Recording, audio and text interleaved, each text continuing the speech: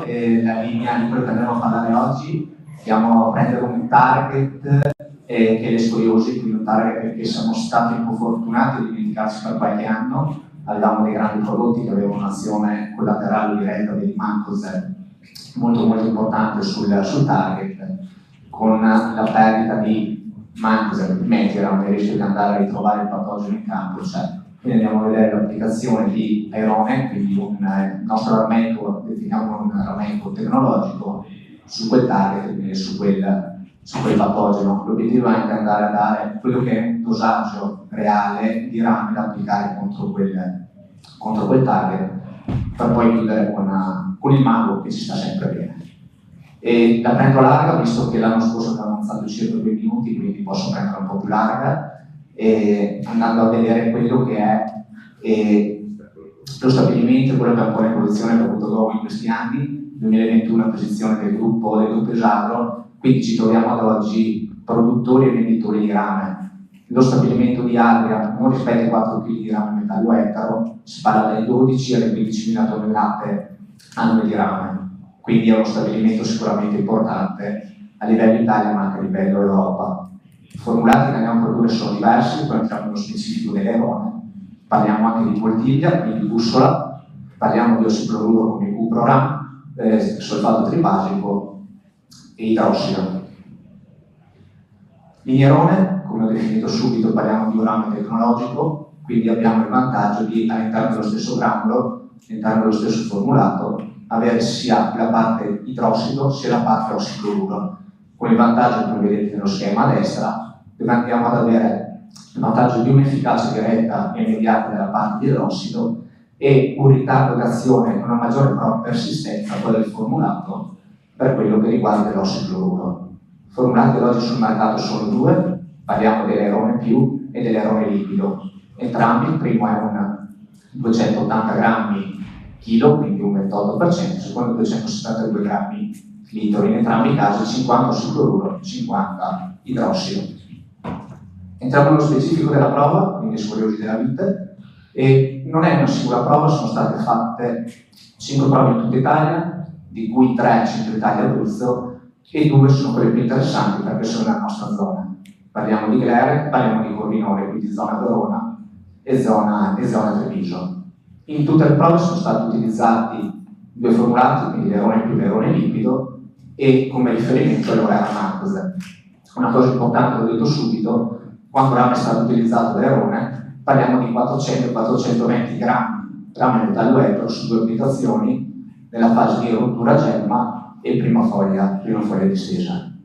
Il riassunto delle prove è che l'efficacia di Airone è equivalente all'efficacia di Mancos, quindi sulle 2 applicazioni andiamo a vedere a destra perché le prove più interessanti fatte in Veneto.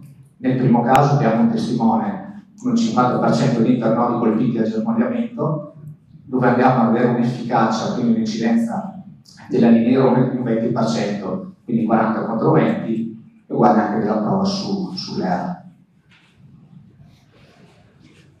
Posizionamento tecnico è un'altra prova 2024, perché la domanda che ci siamo fatti è: un centro di saggio lavora 500-600 litri di bagnatura in quella fase lì, nella vita reale non andiamo a fare una bagnatura così importante, quindi siamo andati a impostare una prova di campo andando a utilizzare quelli che è 1,4 litri di formulato, andando a utilizzare una bagnatura reale, parliamo di 250 litri ettaro di acqua utilizzata. Qui siamo andati a tirare anche un po' oltre la prova, quindi non parliamo di 2 applicazioni, ma parliamo di 4 applicazioni, 11, 19 e 26 di aprile. E un'altra cosa importante che siamo andati a valutare quest'anno è stato quello dell'effetto fitotossicità. Un dosaggio così importante di rame in una parte iniziale, la domanda che ci si pone è: ho avuto problematiche o meno? La risposta è stata che il formulato è stato estremamente selettivo. Vi ricordo che un 50% ossicloruro tra tutti i sali di rame rimane quello più selettivo. E il 20 di aprile, se ci ricordiamo, ci siamo svegliati un po' male, perché c'è stato un ritorno di freddo sicuramente importante. Andando a vedere quindi i vantaggi di utilizzare un Airone in apertura, prima di tutto parliamo di un prodotto formulato che abbiamo il suo in etichetta. L'altro vantaggio è un'alternativa o può essere un aiuto ad altre molecole, quindi poter andare a utilizzare molecole sicuramente importanti sul target peronospora in una fase 2 e un'efficacia dimostrata sia sull'oside che peronospora, selettività e visibilità. Sottolineo il perché andare a utilizzare l'Elinierone 1, abbiamo dimostrato l'efficacia con 5 prove contro scoliosi. E l'altro grande vantaggio in generale dell'Elinierone è le dimensioni delle particelle che io arrivo ad avere risoluzione. Il rame si fa veramente bene e la parte più importante è quella della formulazione della sintesi. Le dimensioni di particelle che io all'inizio il laboratorio quando vado a sintetizzare sono quelle che io poi avrò in una fase 2 sulla foglia. Una particella molto più fine, una particella che si disperde e si distribuisce meglio sulla foglia. Avrò una situazione molto più dispersa, un rilascio di ione rame, che è quello che poi mi determina un rischio di fitotossicità sicuramente migliore. Quindi una distribuzione migliore, una particella più fine, un rilascio di ione rame più uniforme. Quindi un minor rischio di fitotossicità dato proprio da una particella più fine. L'altro vantaggio di particelle più fine sono più coprenti, quindi ho anche una maggiore adesività del formulato. Arrivo a parlare di Mango e una prova 2024 che abbiamo fatto in semicampo, il prodotto lo conosciamo bene. Il grande successo del prodotto Mango è il concetto di migliorare la qualità di distribuzione. Purtroppo la fluorescenza ci ha insegnato quanto è importante trattare bene, utilizzare volumi corretti, soprattutto arrivare al bersaglio e andare a fare un trattamento di qualità. Eravamo abituati bene con prodotti che mettoxanto e fosse altro, ad oggi purtroppo non ce li abbiamo più, quindi andare a dare una mano a coltivare formulati insetticidi e no è sicuramente un valore aggiunto. Quindi il concetto del Mango è: io vado ad aumentare quella che è l'efficacia del mio formulato che vado a utilizzare, che sia fungicida, che sia insetticida o acaricida. Entriamo nello specifico di come lavora il Mango nella parte teorica e poi abbiamo nella prova impostata quest'anno. La parte prima, quindi la prima azione, va a fare un effetto tensativo, azione molto importante in cui noi andiamo a spalmare, a spezzare la goccia della mia miscela fitoiatrica che vado a fare. Una goccia spalmata e una goccia che copre di più, quindi è un grande valore aggiunto con tutti quelli che sono dei prodotti di contatto. Pensiamo a rame che mi copre molto più superficie, un rame che ha sicuramente un'efficacia maggiore. Un altro vantaggio c'è anche l'utilizzo di prodotti sistemici, quando andiamo nell'ambito soprattutto degli insetticidi.